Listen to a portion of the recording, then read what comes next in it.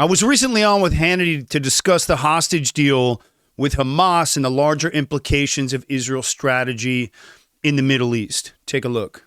Aaron, look, this peace deal, correct me if I'm wrong. To me, the language, unfortunately, of the Middle East is that of strength, and certainly among radical Islamic terrorists.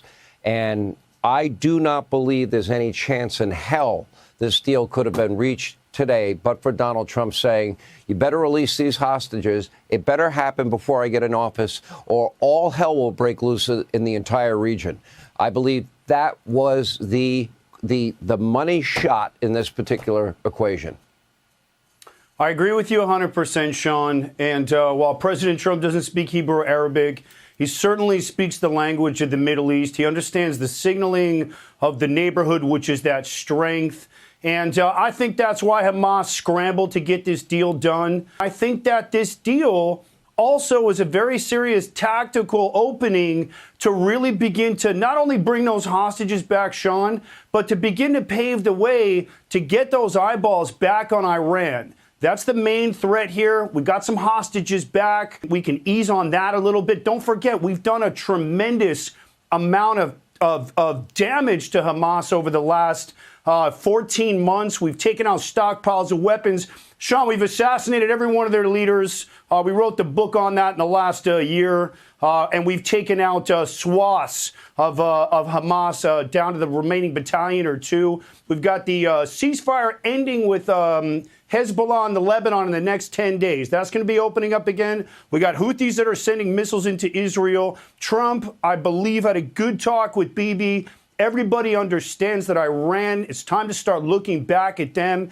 There's no question that his leadership has secured and paved the way for those hostages to get back home. Biden was an absolute disaster, failed Israel on many, many levels, wouldn't allow Israel to get boots on the ground in Rafah and continue to go after those hostages. But from what I'm hearing, Sean, from my sources in Israel, that Israel's got the finest intelligence on the planet.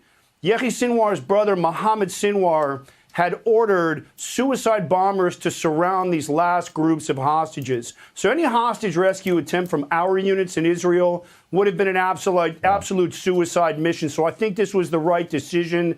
Time to regroup and start refocusing optics on the big terror head of the snake, Iran.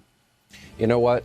That's the answer, because if the people that I talk to, and my sources are correct, and the Iranians are 4 to 5 months away from a nuclear weapon, that would mean Israel, Donald Trump, will need to combine forces, take out those sites, take out their refineries, take out their ability to fund terror, and the world will be a safer place.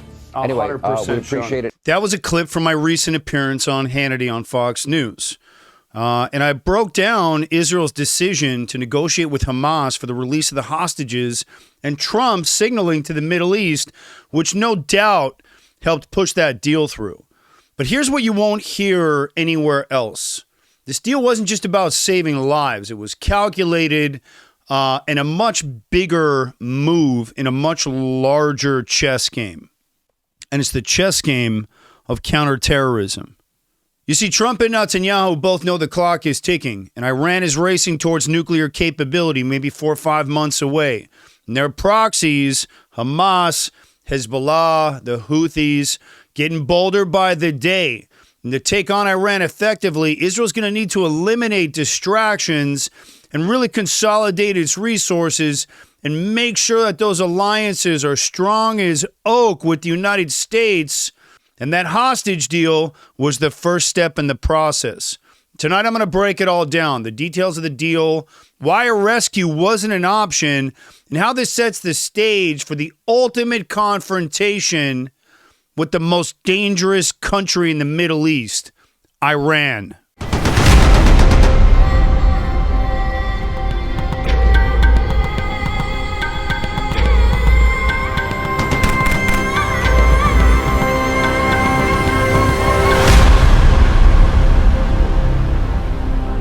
So let's start with the facts. Here's what the deal involved. Israel agreed to release Palestinian prisoners. On this one, it was primarily women and minors held for a variety of offenses, some violent, some less than violent. In exchange, Hamas released a group of Israeli hostages, mostly women and children, who were being held under harrowing conditions down in those tunnels. The deal also included a temporary ceasefire to ensure the safe exchange. Now, here's the important part. This wasn't just about saving lives. This was about timing. And Israel's intelligence agencies, the Mossad, the Shabak or the Shin Bet, the IDF's Amman, confirmed that any rescue attempt would have been a bloodbath. And Hamas leader and the brother of Yehia Sinwar, Mohammed Sinwar, who's still alive on the ground in Gaza, surrounded the hostages with suicide bombers. That's what I'm hearing, creating a fortress of death. And a rescue would just be too risky. It would be impossible. So Israel made a hard choice. Prioritize life now and position itself for the long game. And that long game isn't just about Hamas. It's about Iran. And by making this deal, Israel has removed one of the biggest distractions in its fight against this monster head of the terror snake, freeing up resources and focusing on that real threat. Also, they're able to get a ton of hostages home who've been in captivity for over 400 days. And the goal of the war, number one, has always been to bring the hostages home. And here's what people don't understand about the hostage rescue world. They rely on speed, surprise, violence of action, precision. But when you add the suicide bombers and fortified locations and human shields to the equation, everything changes. And Sinwar turned down every potential breach and a guaranteed massacre by shifting to the suicide bombers. And this is why Israel's elite hostage rescue teams, who are some of the best in the world, weren't deployed. The risk wasn't worth the reward. Are you guys a fan of Israeli special operations? Grab a signed copy of my best-selling memoir, Brotherhood of Warriors. It's a memoir of my time serving in one of Israel's top special operations unit, the elite Mistaravim unit of the IDF. This is the unit that infiltrates undercover dressed as Arabs to stop terrorists dead in their tracks. Hit the link down in the description. I've got a limited number of signed copies. Grab yourself one. It helps support the show. Trust me, you want to read this book. Appreciate you guys. Critics missed the point. Negotiating wasn't about capitulating. It was about being smart. Israel saved lives while buying time to focus on really what matters most, eliminating the Hamas leadership and getting ready for Iran. And Israel's done a massive amount of damage to Hamas. Let's not forget. Now, this wasn't a concession. This is a calculated move for a much larger counterterrorism strategy that leads directly to Trump and Netanyahu putting Iran in its optics. And that's why I come out with this. So let's take a look at the bigger picture. Trump and Netanyahu both know that Iran is the ultimate threat. Its nuclear program, its funding of these terror proxies, and destabilizing influence across the region make it a top priority for both Israel and the United States. And this hostage deal wasn't just about Hamas. It's about clearing the decks for what's next. And Trump and Netanyahu understand that. To take on Iran effectively, Israel needs to be focused and unencumbered by the ongoing crisis while making sure that they get those hostages home. So by resolving the hostage situation and putting together the deal and pushing it through, which Trump did because of his signaling and his strength, to neutralizing the remaining Hamas leadership and preparing for a larger operation against Iran. And I want to be clear. Iran is watching all of this. And this deal sent a message. But make no mistake, this is not of weakness. This is of resolve. And Israel and the U.S. are aligned and focused and ready to act when the time comes and Iran sees it. This was a tactical pause, not a retreat. And I want to address the critics. Was this a bad deal? No, it was not. This is counterterrorism in action. Making the hard calls to save lives while keeping the bigger picture in mind is the key to this game. And anyone questioning the decision needs to ask themselves, what would you do if it was your loved ones in Hamas's hands? Would you still call it a mistake? I highly doubt it. Israel didn't give Hamas a win. It followed the advice of its intelligence agencies, saved lives, and positioned itself for the next phase. And let's not forget, every terrorist release in this deal is on borrowed time. And the minute they return to terror, they're going to face the full force of Israel's justice. We put them away once, we'll snatch them again. So this wasn't just about optics. This is about the big strategy here. And now it's looking squarely at Iran.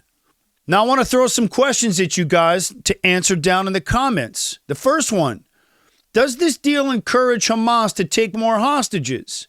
In the short term, maybe. But in the long term, the message is clear. Israel values life, and it will never stop hunting down those who threaten its people.